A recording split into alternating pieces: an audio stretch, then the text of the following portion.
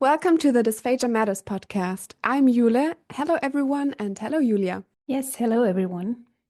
So, today's topic was inspired by what you, Julia, have been doing for the past weeks, which is writing up your PhD thesis. Can I dare to ask, how is that going for you? Do you want to share a bit about it? Sure. I'm nearly done, which feels pretty good. But during the main writing process of the thesis, I went back to reading papers on the topic of trials methodology because that is just a big part of my thesis. And every time I read a paper from Professor Shaun Treweek, I thought, this is so different and it's so interesting. I really want to talk to him. And yeah, thanks to doing this podcast, we had the opportunity to do so. You're almost there. That is so cool, and you can be so proud already. So we spoke with Sean about why so much health research still falls short. And Sean argues that big parts of health research is actually bad and doesn't bring the value to the evidence base that we need. And as a leading expert in trials methodology, he explains how we can change that and how we can conduct good research for our patients. Yeah, and also in this episode, we explore what leads actually to bad studies and eventually research waste, then also the gender gap in health research and what a Pink Floyd lyric has to do with it. Enjoy listening.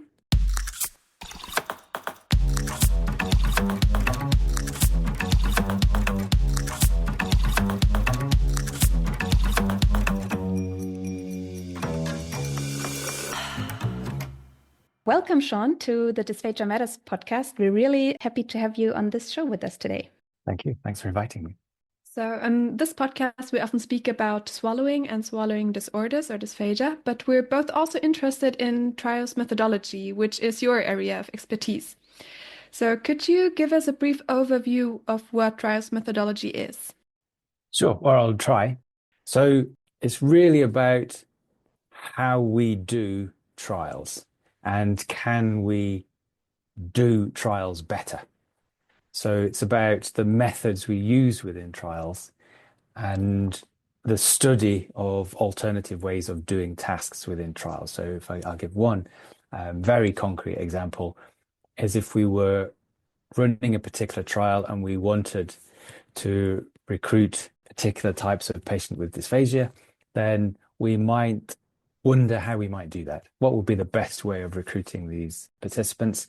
And we could imagine thinking, well, we could use alternative A or we could use alternative B or C or D.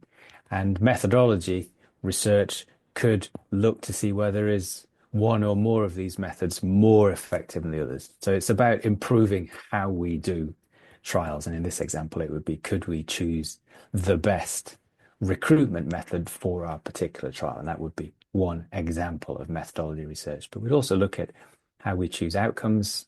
So, for example, core outcome sets and what outcomes will be good choices for particular types of trial, how we present information to participants, how we collect data, how we ourselves manage ourselves within the trial. So it's all about improving how we do stuff ourselves. It's often called research on research. And why is this field of research on research so important, if it is at all, which I guess it is, because otherwise you wouldn't have spent so much time and work on it. So I'll start from the point of thinking it's important. I think it's because it's quite easy to imagine doing anything, not only research, but any of tasks. Imagine that life tasks, I don't know, driving from one place to another, for example. You could spend 10 hours perhaps driving in a very bad roundabout way to somewhere. You'll still get there, but you've taken 10 hours. Whereas if you'd given a bit more thought to your route, you might have got there in 2. The end result is the same. You're at your destination, but you have wasted a lot of energy and time on one of those paths compared to the other one.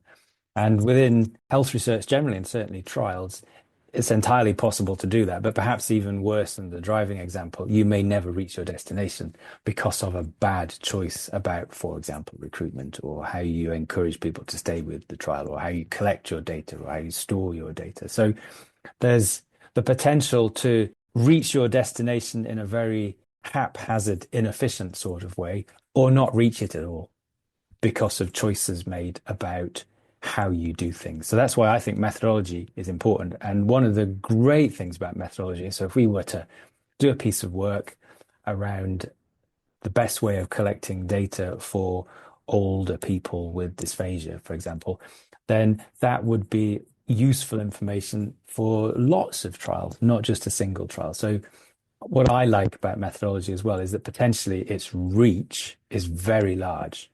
It could have influence on many, many trials. So if it's effective and trial teams pick it up, then I could think, well, okay, I had a role in that. And it's not just one trial. It could be hundreds.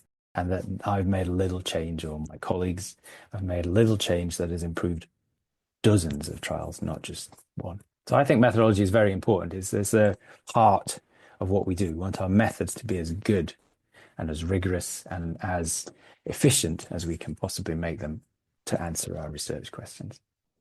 Yeah, I absolutely agree, especially after having spent like 3.5 years now working on this topic a little bit as well, as part of my PhD. So yeah, I've come to realize it is really important.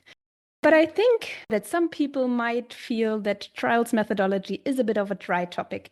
But actually, your papers give a different impression. So it is a serious and highly relevant topic, and it can be frustrating to read how little has changed over time. But you, Shaun, always managed to write in an engaging and even entertaining way.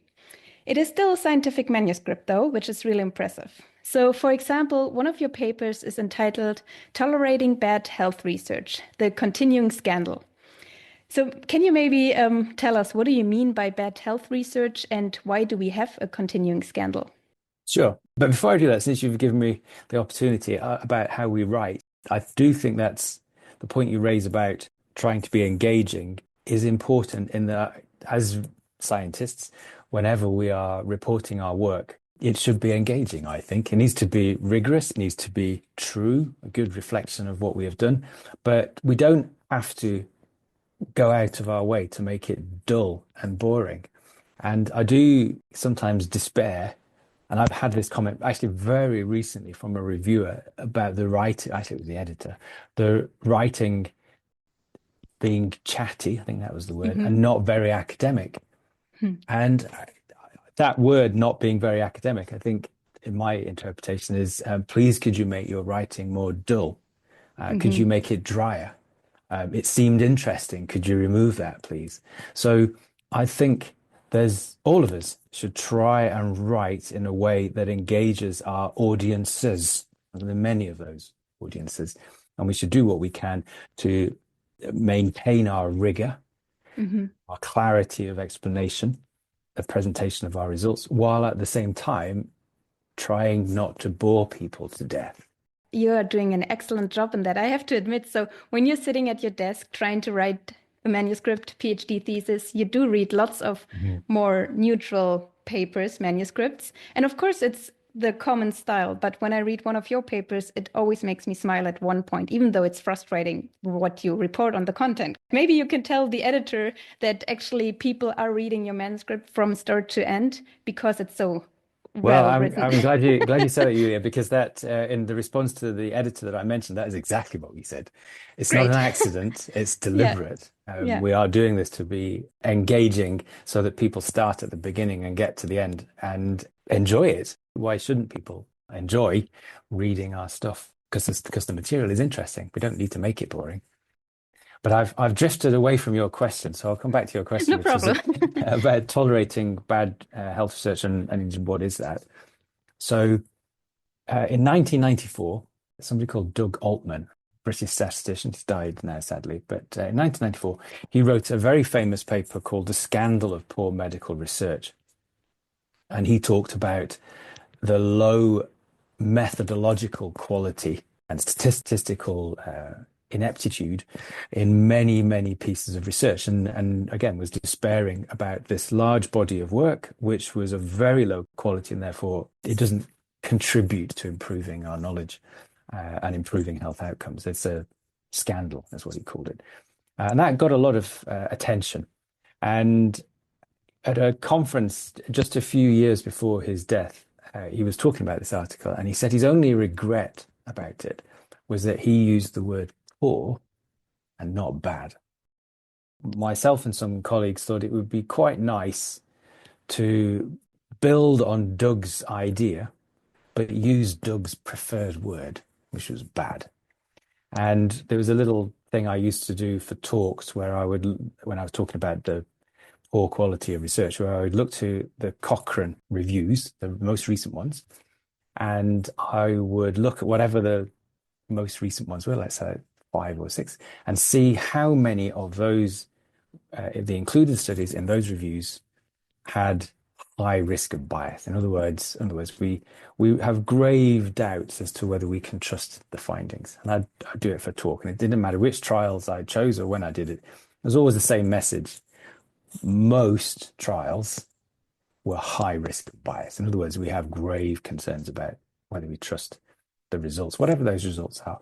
And I thought we would do that properly rather than me doing like half a dozen or so. So we got an intern student, and what the intern student did was look at all of the Cochrane review groups and their most recent 2 reviews. And then we would look through all of the included studies and present what had been found with regards to risk and bias. Sorry to interrupt. Maybe just in case somebody is not familiar with risk of bias, could you briefly explain what this is? Good question. Good to stop me. So the idea with risk of bias is really a judgment on some things that tell you whether you have confidence in the results of randomized trials. This is all to do with randomized trials. So essentially what we're trying to do is make a judgment that says, have the trialists done things in their trial design which give us confidence that their results are believable, whatever those results are. So one part of it is around how was the randomization sequence generated? So was it done centrally, if you like, with people by people who are not connected directly with the patients themselves? Or was it something where the individual clinicians decided to give some people on Mondays one thing and something on Tuesdays that's different, and they choose? Or they also choose the scheduling of which patients come in on Monday and which patients come in on Tuesday, and that would ring alarm bells. You'd also ask things about, does everybody know which treatment they are receiving? Is there an element of blinding or not? And that is actually a really tricky one, because sometimes it's impossible to do, and it may or may not have a consequence on the outcome, depending on what the outcome is. But you would want to ask, has blinding been done? And if it hasn't, what are the implications of that? Is that something you think might compromise the trial or not? I think that's really one issue we have in dysphagia interventions, because it's a complex intervention. And oftentimes, unless we use some devices, it's something we deliver as clinicians. Mm-hmm. And then people know what kind of treatment they're receiving. So it's really hard sometimes to blind interventions or blind participants in randomized trials in dysphagia. Very much so. And I sort of just going off in a small tangent. Sorry. It's okay, but this is important, I think, to raise, is that one of the areas where risk of bias assessment, I think, can be done, what I would say is overzealously. People use it a little bit too quickly without thinking about what the implications are with regard to blinding. So in many trials, it is impossible to certainly blind the participant, the patient. It's obvious what they're getting. And indeed, the professional who's delivering it knows in many cases. And then our question boils down to, so it's not possible to blind the patient, nor was it possible to blind the professional who's delivering it. And I think some people would then say, well, that's bad. Like automatically, it's no blinding. And actually, that's not how the risk of bias assessment is set up. Is okay, it's not been done. What are the consequences for the outcome that you are measuring, particularly the primary? For many outcomes, or at least some outcomes, if they're objective in particular, so there's no subjectivity, there's no judgment, it's just this has happened, this has not, or is a particular machine used, or mortality, I guess, is the standard example of an objective outcome. Then you think, well, okay, blinding has not happened, but that outcome is sufficiently objective. It's not something that the patient or indeed the health professional can greatly influence easily. So I'm not going to judge this as problematic on blinding. And that's a judgment, and that can be quite tricky. And I think there are problems sometimes with risk of bias assessment, in that as soon as people see no blinding, they'll just go, okay, that's the problem on that domain. And that's sometimes true, but not always. So that risk of bias assessment is really about, okay, before we start looking at the results, are there things about the design that make us think, I've got real doubts as to whether there are very important things that have been done in this trial that should have been done with regard to protecting the validity of the data that it produces. And really, for a high risk of bias trial, I think we would say, well, whatever it found, we have to question. It really, in my view, undermines the utility of the trial, whatever its results are. And actually, much of this risk of bias, though the assessments, the components of it, are relatively easy to fix or to ensure. So I think, in a sense, there's no excuse for running a high risk of bias trial. I guess that's the point. And Doug was talking about this, Doug Altman was talking about this too. Some of these things are very easy to fix if you think about them.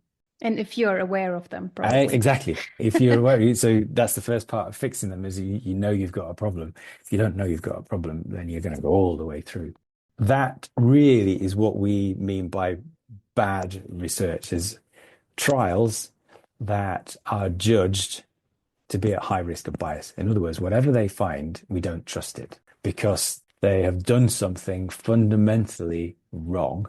We really have to be very, very cautious about the trial. And we think that's bad, particularly since a lot of this is actually, it's relatively easy to make sure it's not like that.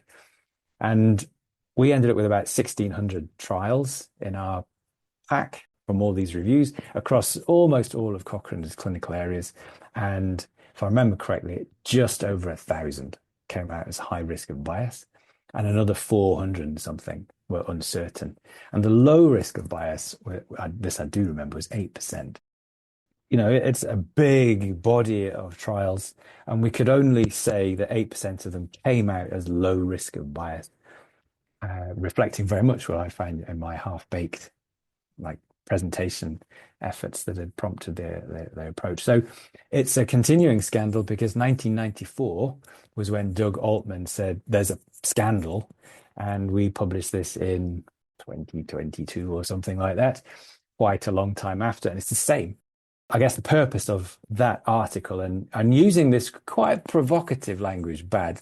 I've had people tell me they don't like that, they don't think it's helpful, but it is bad when you think there's that number of studies which have problems from in a very fundamental way right at the start on the design stage, and there's no reason for it in many cases.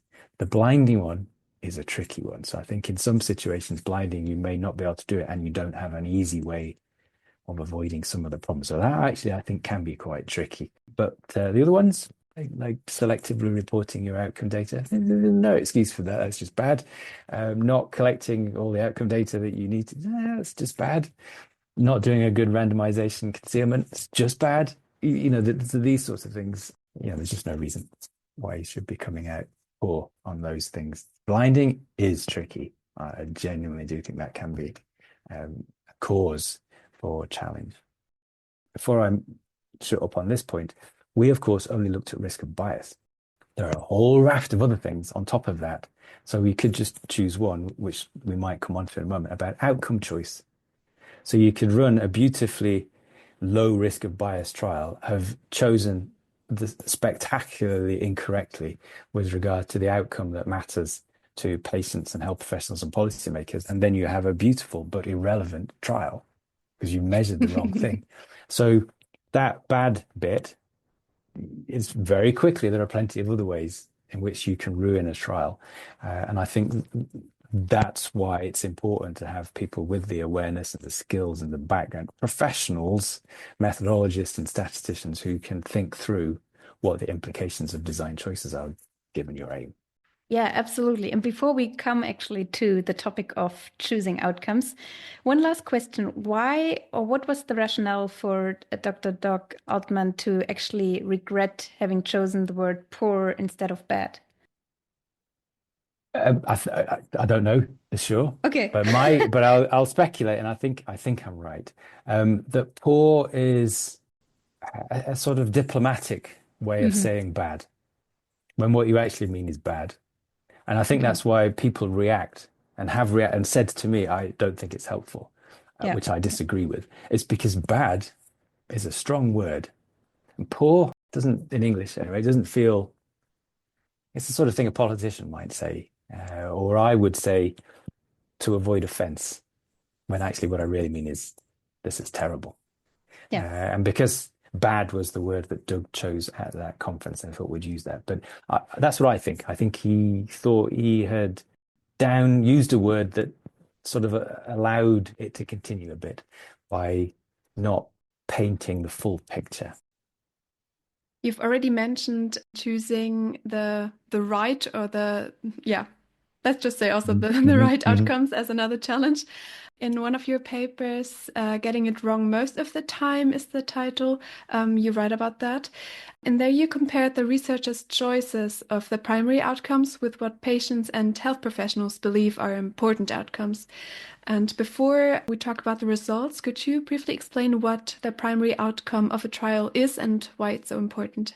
Sure. Yeah. So most trials collect a bunch of outcomes, but not all outcomes are equal in terms of importance to users. And those users might be patients, health professionals, policymakers. And trialists have got into the habit of generally choosing a single outcome, calling it the primary, and saying for our trial, what we're most interested in changing is quality of life, say. This is the most important thing. We're measuring 10 other things, but what we're really, really interested in is quality of life. And we're interested in it because that's what matters most to patients, say. And health professionals, therefore, are interested in it too because it matters to their patients. And policymakers are interested in it because they will pay for things that if they're going to give them useful information that's important to patients. So quality of life is our most important outcome. And then we have to think about how certain do we want to be if we find a change in this outcome, a beneficial change, say, that it's a real benefit and not just chance. And I'm not a statistician, so I'm not going to go into any detail. But essentially, we want to protect ourselves for this very important outcome, the primary one, protect ourselves from saying, hurrah, we've seen a great benefit here, when actually it's due to chance. And generally, the primary outcome is the only outcome that affects the sample size calculation. So the calculation about how many participants should we have in our trial. And the reason sample size comes about is it's linked to primaries. So we want to make sure that we have enough participants in our trial to allow us, if we see a change in that primary, allow us to say, yes, we have confidence that this trial has found a benefit in that particular outcome. And you define the benefit. So the more certain you want to be, the more people you're going to need is what it boils down to. And for other outcomes, occasionally you might do the same for one other outcome. So sometimes you might have more than one primary outcome and you do the same statistical, do we have enough? Everything else, generally nobody goes anywhere near thinking about how many people would we need in our trial to make sure, for example, that diary that we're asking everybody to complete twice a week is going to produce results that we believe. We tend not to go close to that. So the primary is very important because it drives the size of the trial, and the size of the trial drives money and work and duration. So if you do a trial that recruits 50 people, that's a different proposition to one that recruits 10,000. It's obvious, but it just everything escalates. So primary drives the number of participants. So it's very, very important. And from personal experience, I'm going to say something, and I know this to be true because it's happened to me. If you have a trial that shows benefit in lots of the other outcomes, which we tend to call secondaries, but not the primary, nobody cares. Once you've set that primary up as this is the most important thing, if your trial has benefits in other outcomes, but the primary remains unchanged or is not changed in the direction that you want, that trial is going to struggle to gain much attention.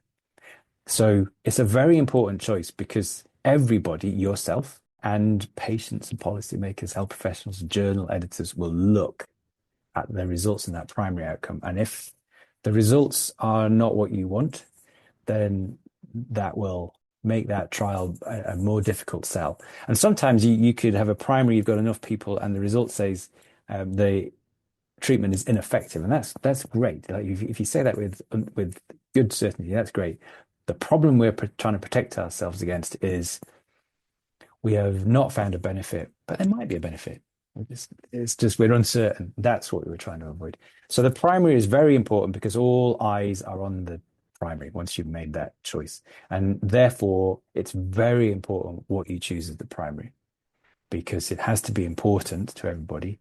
It will drive the size of your trial, and it will also drive people's interpretation of your results as to whether that intervention has been effective.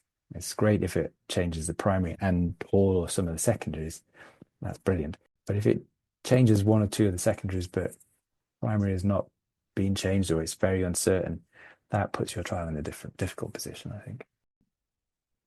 And I was just wondering, this sounds a bit risky, to be honest, that also that there's one outcome that gets so much attention, because I could imagine that this also leads to researchers really thinking about what should be the primary outcome, but more in a way of, will I get this study published or not?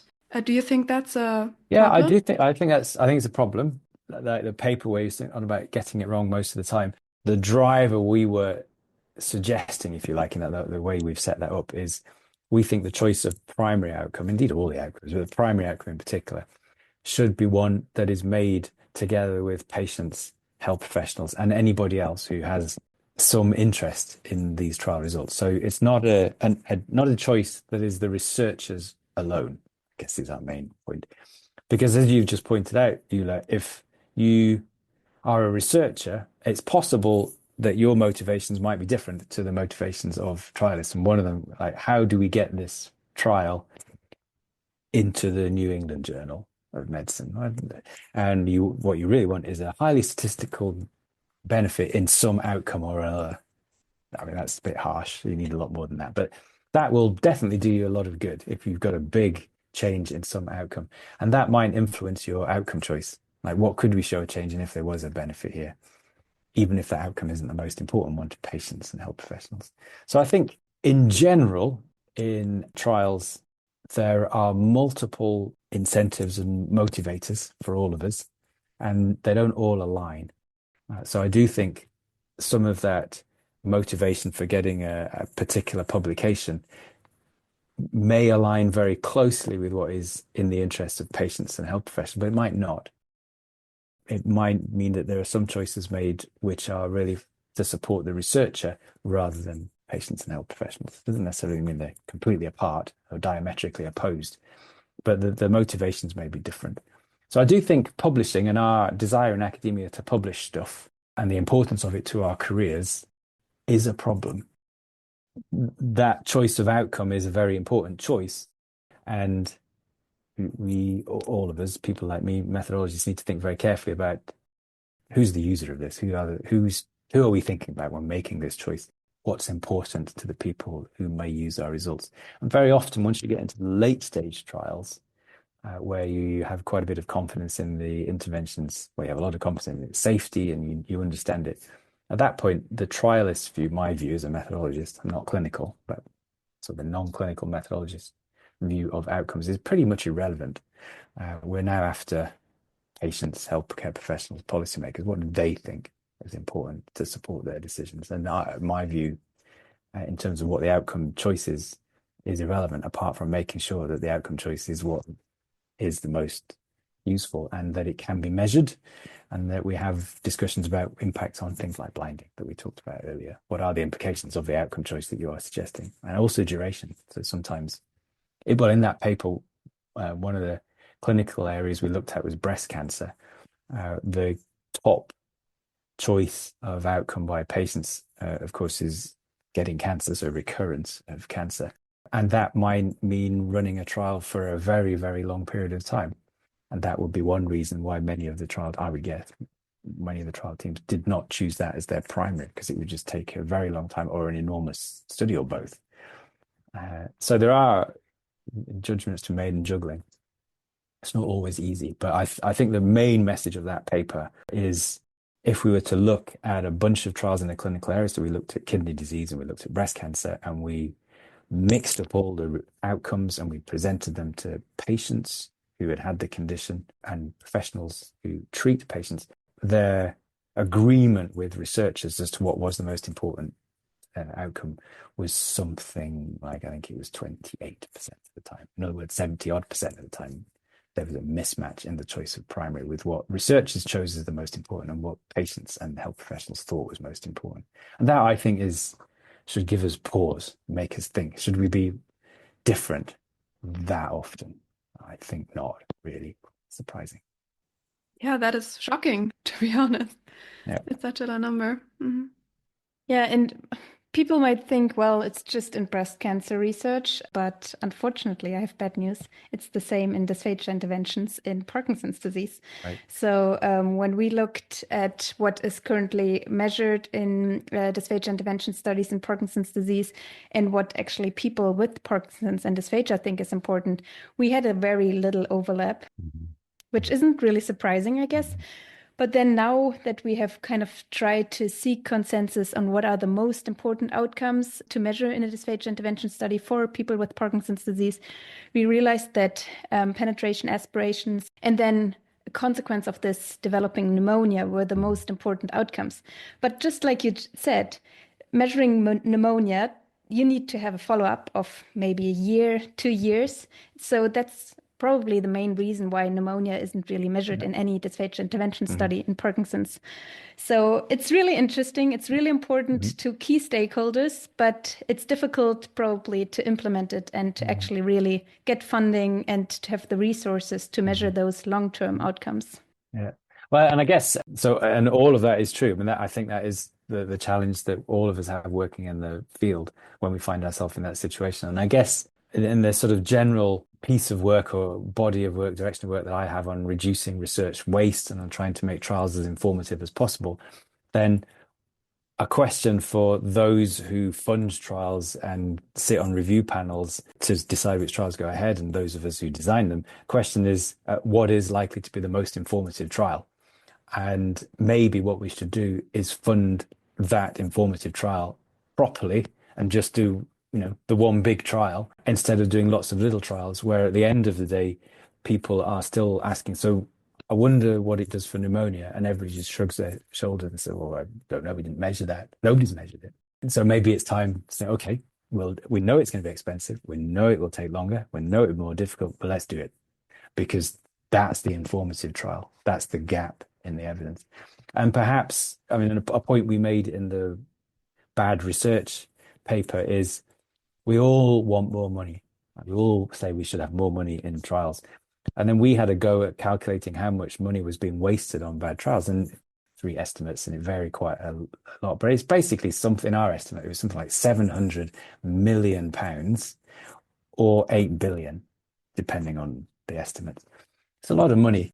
I guess what we're effectively saying is, even if there was no more money for trials, what we're suggesting is some of them should not happen.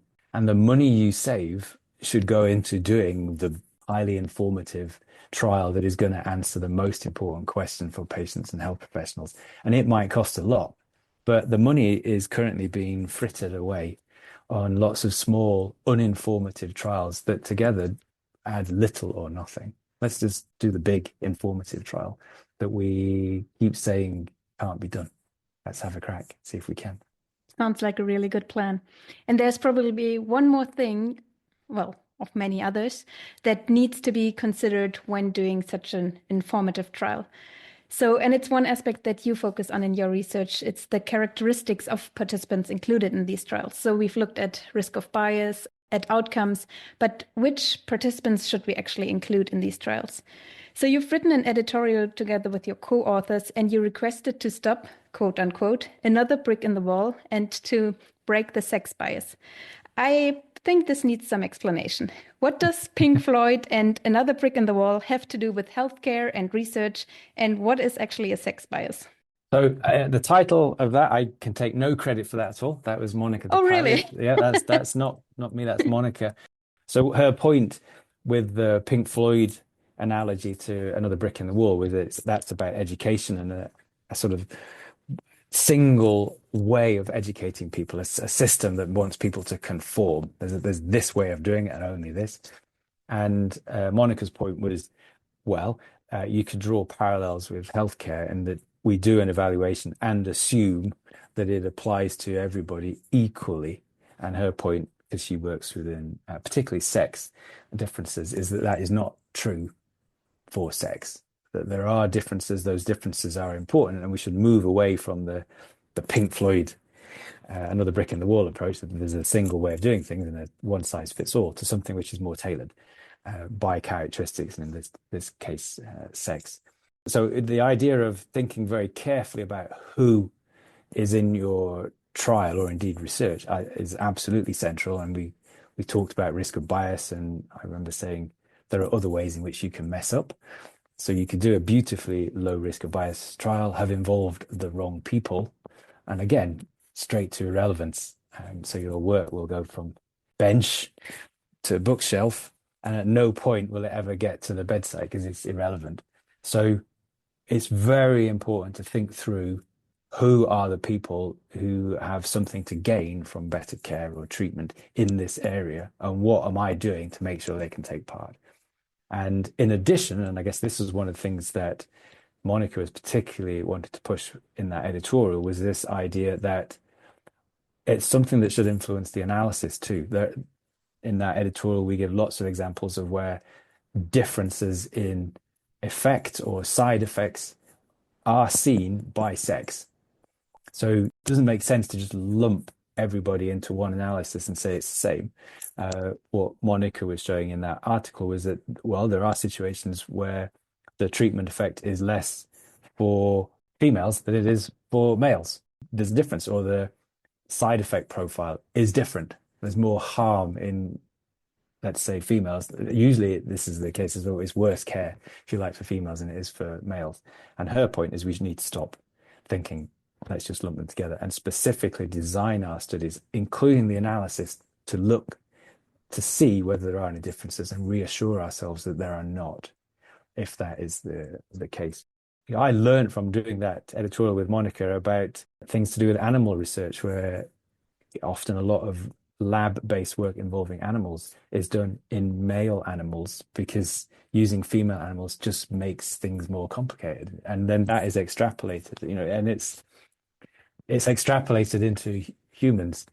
That's not really good excuse. No, it's like, from my point of view, we're not making everything more complicated. No. I don't know if you've ever heard of Dave Sackett, really great clinician, father of evidence-based medicine, I think is what many people would call him. I remember him talking about, we just need to embrace the world as it is, messiness and all. I mean, why are we here? Like, if the world has untidiness in it and complexity, we need to design our studies with that in mind, because otherwise what we produce is not going to be very much use. I think that editorial is really trying to push this idea for sex in particular, but also gender, that there may well be differences and we should start looking for them. Stop assuming that everything will work for everybody in the same way. And in the US, that is increasingly being mandated, if you like. You will look for this. And in the UK, just in fact, just before Christmas this year, so end of 2024, the big public fund, the National Institute of Health and Care Research, introduced a mandate for considering diversity in trials that it funds. And not yet a mandate, but strongly consider building in an analysis of sex difference.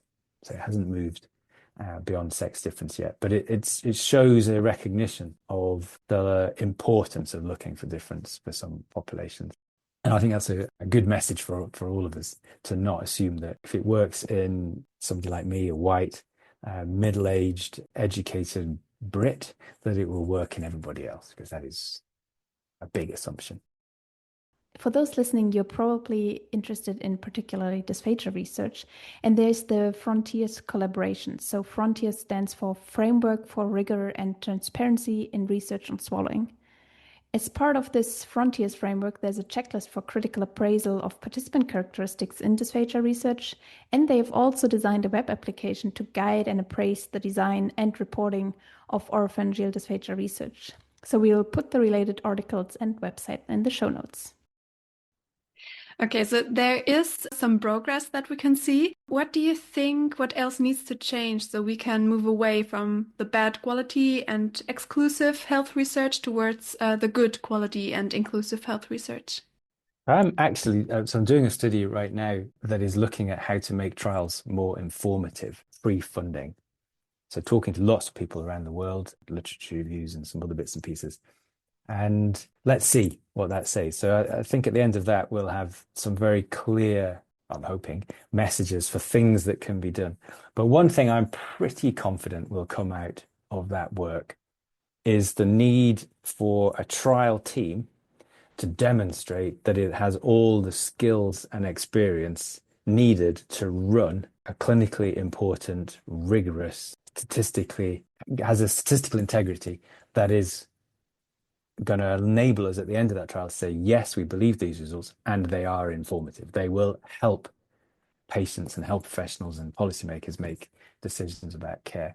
So I think that looking at who's in the team, and if you lack some skills, and I'm going to put my money on the table and say, I think statisticians, if you haven't got a paid up card carrying professional statistician on your trial team, you shouldn't be running a trial. And I'm a methodologist, so I have a conflict of interest, but I'm now going to say, and methodologist might be the same person, but it might not. So somebody who has questions to ask about how you are designing the trial and who should be in it, how it should be run, how you avoid some of the problems about poor outcome choice or how you measure it and issues around blame. Somebody who is a paid up card carrying professional methodologist. And without those two, I think there's plenty of scope for running a poor quality, irrelevant trial that will not be informative to anybody and may not even complete. There'll be lots of other things I think that will come out, but those two things I think would be crucial in my mind to making sure that trials are more informative. And you'd mentioned earlier on, Julia, about awareness. I think greater awareness amongst some of the groups that have things to say, so funders, ethics committees, approvals agencies, of the importance of some of the issues that we've been talking about today. Because it is entirely possible to spend years doing a trial that is of no use to anybody, apart from perhaps the research team in terms of getting a publication and progressing careers.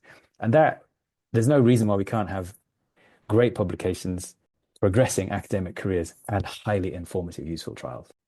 I've got a follow-up question because I absolutely understand your point in saying we really need well-trained researchers. We need a high-quality team in terms of knowing what they're doing. But couldn't this also be a bit exclusive? Because if we think of who is well-trained, who has access to knowledge, then we're also, again, at maybe universities in Europe or in the US. So wouldn't this also exclude many, many other perspectives of researchers in other parts of the country who are not that trained or who don't have the access to that training? So what do you think about that, and how could we, what's the solution for that? So I think you're absolutely right. If we are saying we need to have these skills present, then that immediately will limit the number of teams, I guess, that could hope to get funding. So as a strand of any country's approach to this, there has to be some element of capacity building. So there has to be training of individuals and groups who have the skills to support trial teams. So it's not necessarily that every single trial team has to have its own statistician. In other words, that there are the same number of statisticians as there are trial teams. But those trial teams have to have access to statisticians. So one of the approaches for that in the UK is we have a network of clinical trials units funded largely. A lot of research funding, but also there's some core funding too.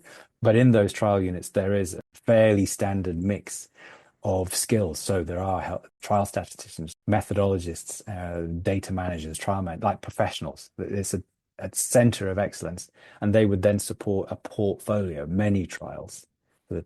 trial teams, the clinical people would come to that trial unit and use the statisticians and health economists and methodologists. They don't have their own.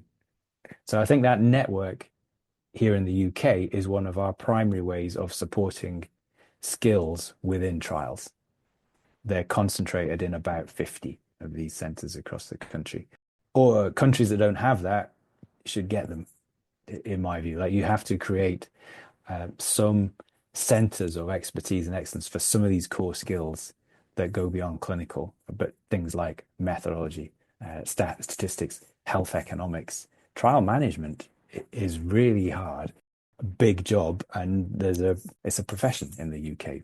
People have trial manager posts and senior trial manager posts. So what we're saying is there is a problem, but it does need training and capacity, and countries, regions need to do that. I was speaking to somebody in South Africa this morning, and these interviews asked what's the one thing he would do. And for him, he was talking about the need for statisticians, but also the need to ensure that researchers who might be clinical have access to networks that bring in some of the skills that they don't have, nor will they ever have in the professional sense. Like, you have a person who's done nothing else for the last 30 years than trial methodology. If you're a clinician, that's quite hard, in the same way that it's very hard for me to sort of have a side job as a brain surgeon. You know, I just don't, it's not going to happen. So I think there is a real problem to do what I'm saying without that capacity building. But if we don't do it, we'll continue to run low quality trials, most of which will be uninformative. So I think we have to do better, and we have to recognize that things are not just poor, but they're bad, and do what we can to avoid continuing that for another, 30 years. Yeah, thank you so much, Shaun. Like I said in the beginning, it's a little bit frustrating. But as always, we will put all the studies in our show notes. So for anyone interested in the topic, please go ahead and read the papers. It's less frustrating when you read it, actually, because it's quite engaging and entertaining.